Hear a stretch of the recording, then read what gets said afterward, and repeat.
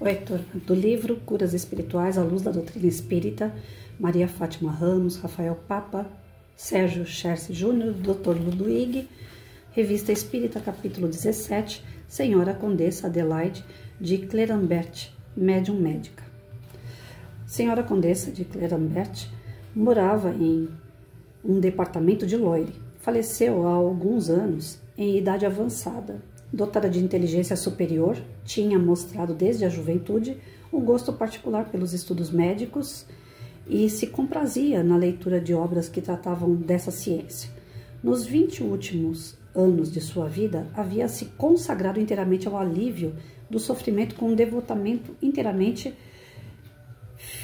filantrópico e a mais completa abnegação. As numerosas curas que operava em criaturas consideradas incuráveis lhe tinham criado uma certa reputação, mas tão modesta quanto caridosa, disto ela não tirava proveito nem se envaidecia. Aos conhecimentos médicos adquiridos, de que ela certamente fazia uso em seus tratamentos, juntava uma faculdade de intuição que não passava de uma mediunidade inconsciente, porque muitas vezes tratava por correspondência e, sem ter visto os doentes, descrevia a doença perfeitamente.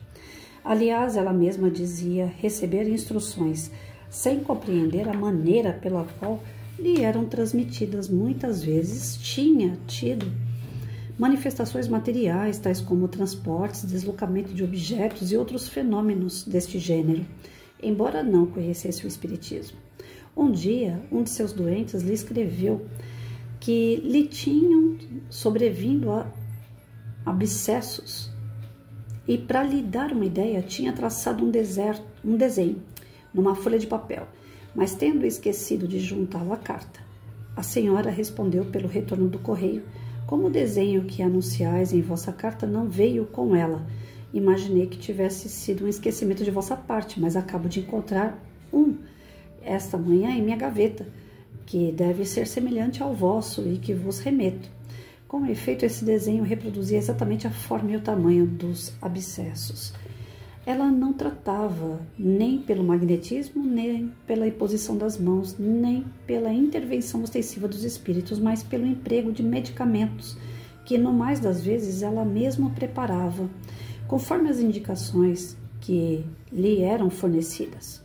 Sua medicação variava para a mesma doença. Conforme os indivíduos. Ela não tinha uma receita secreta de eficácia universal, mas se guiava pelas circunstâncias. Algumas vezes o resultado era quase instantâneo. Em certos casos não era obtido senão depois de um tratamento continuado, mas sempre curto em relação à medicina ordinária. Ela curou radicalmente um grande número de epilépticos e doentes portadores de afecções agudas ou crônicas, desenganados pelos médicos. A senhora de Clerambert não era, portanto, médium curadora, no sentido ligado a essa expressão, mas médium médica. Ela gozava de uma clarividência que lhe fazia ver o mal e a guiava na aplicação dos remédios que lhe eram inspirados, secundada, além disso, pelo conhecimento que ela tinha da matéria médica e, sobretudo, das propriedades das plantas.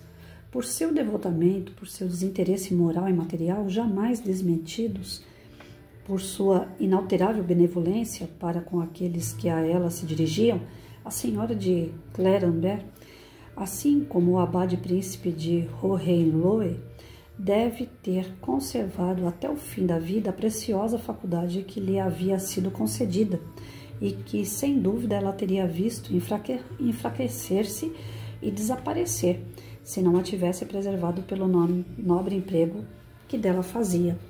Sua situação econômica, sem ser muito cômoda, era suficiente para tirar qualquer pretexto para uma remuneração qualquer. Assim não pedia absolutamente nada, mas recebia dos ricos, reconhecidos por terem sido curados, aquilo que eles achavam que deveriam dar, e o empregava para suprir as necessidades daqueles a quem faltava o necessário. Os documentos da nota acima foram fornecidos por uma pessoa que foi curada pela senhora de Clerambert e foram confirmados por outras pessoas que a conheceram. Então, vejam bem, aqui se trata de uma médica, médium, que tem conhecimento da área da ciência, que tem conhecimento na área das plantas, na medicina natural, e fazia uso desses conhecimentos para criar remédios que levavam pessoas à cura. Mas ela não cobrava por isso. Os pobres recebiam esse tratamento gratuito, os ricos também. Só que eles, os ricos, deixavam dinheiro, creio eu, né, pelo que eu entendi aqui, para ela, para que ela pudesse doar àqueles que mais necessitavam. Então, quer dizer, ela fazia um trabalho maravilhoso, né? Não era curadora, não era uma médium que recebia as energias, os fluidos do campo espiritual e repassava, ela não era de imposição de mão, ela não era magnetizadora, ela era apenas uma médium curadora no sentido de fazer as medicações pelo seu conhecimento da atual encarnação, de ser médica e de ter conhecimento sobre a natureza, sobre os tipos de ervas que ela podia fazer. E o engraçado que eu falo assim, né, com todo respeito, se aparecesse duas pessoas, por exemplo, com dor de cabeça, né, um exemplo tosco, duas pessoas com dor de cabeça, ela não ia dar a mesma fórmula de remédio para as duas pessoas. Ela era intuída pelo campo espiritual, pelos amigos superiores, a dar um remédio de acordo com a dor daquela pessoa. Cada pessoa tinha uma medicação própria. Então, não era uma medicação como a gente hoje tem aí, o Dorflex, para tirar a dor do corpo. Então, esse daí serve para todo mundo. Não. Se a Maria fosse lá com dor de cabeça, ela ia receber um tipo de medicação. Se o José fosse lá com dor de cabeça, ele ia receber outro tipo de medicação. Porque a medicação era feita de acordo com a intuição que ela recebia do plano espiritual. E a prova que ela recebe, que ela estava recebendo orientações do plano espiritual, se deve àquela carta, que a pessoa ia mandar para ela um desenho junto com a carta e na hora não mandou. Ela respondendo a pessoa, ela falou assim, mas cadê o desenho que você ia mandar? Você esqueceu? Como que ela sabia que a pessoa ia mandar um desenho para ela? Então, nós temos esses médiuns que fazem desdobramento, que têm esse contato direto com o campo espiritual, onde eles são utilizados justamente para provar que a mediunidade não é uma brincadeira, que a mediunidade é algo real. Esse sexto sentido, ele é capaz de conversar com o desencarnado, seja um espírito superior ou inferior, né, ou na mesma vibração, mas que esteja desencarnado, como se fosse um encarnado. A coisa mais natural. Então não tem nada de paranormal, não tem nada de milagre, não tem nada aqui que seja extraordinário. É uma relação de um encarnado com um desencarnado natural, que todos nós podemos ter. Só que tem pessoas que desenvolvem e tem pessoas que não. E no caso dela, ela tinha todo um respaldo para fazer essa ajuda médica. Tanto é que ela tinha formação. Só que ela não prescrevia remédios cobrando. Vamos voltar de novo a falar sobre isso, né? Ela fazia o trabalho voluntário. Ela fazia solidário. Agora, aqueles que tinham mais dinheiro deixavam condições para que ela pudesse ajudar os pobres.